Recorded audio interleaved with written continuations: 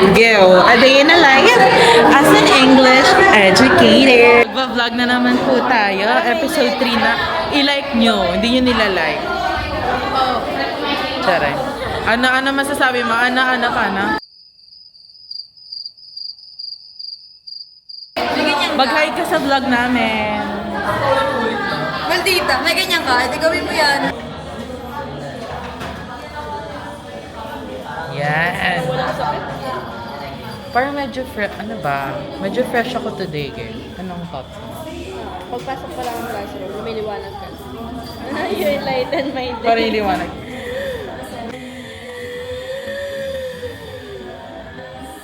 Ayaw, di ma. Start na. Hindi na naman namin alam ng gagawin.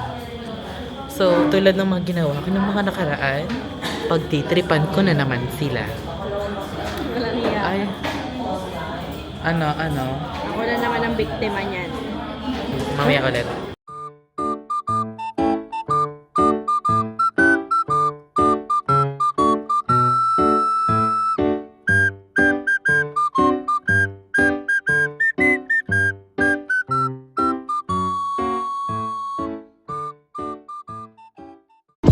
Gravy make a splash like Pippin.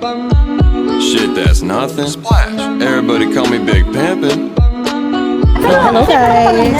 We are now done with the presentation and I feel like very satisfied! So, ayun nga. Grabe, ang dami ng pagsubok tas ako nagva-vlog pa din. But anyway, I hope you like this video guys. Pasikatin nyo, charing. Anyhow, ayun nga, I'm very much satisfied with what happened during our presentation today. So, in a short context lang, no? We presented a literary analysis about Dante Alighieri. And with that being said, I am very much happy with the feedbacks that our group ba't nag-i-English? Basta yung mga feedback na nakuha ng group namin, super nakakatuwa. And at the same time, parang ang fulfilling lang as someone na, as one of the creators of that analysis, nakakatuwa lang kasi na-execute ng maayos. And again, whatever it is, whatever the grades, it's okay. We all did our best. All the groups did well. And at the same time, makakapagpahinga na kahit paano. Yeah, editor natin, yung may-ari ng camera. Tarap! Episode 3. Tarap! Tarap! Isip ka! Tarap!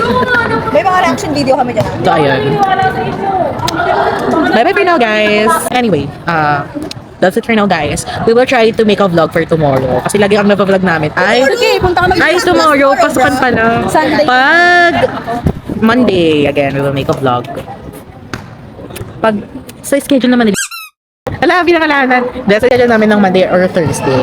Para hindi puro Wednesday at Saturday vlog natin. So, bye for now, guys. See ya. Bye-bye ka na. Bye!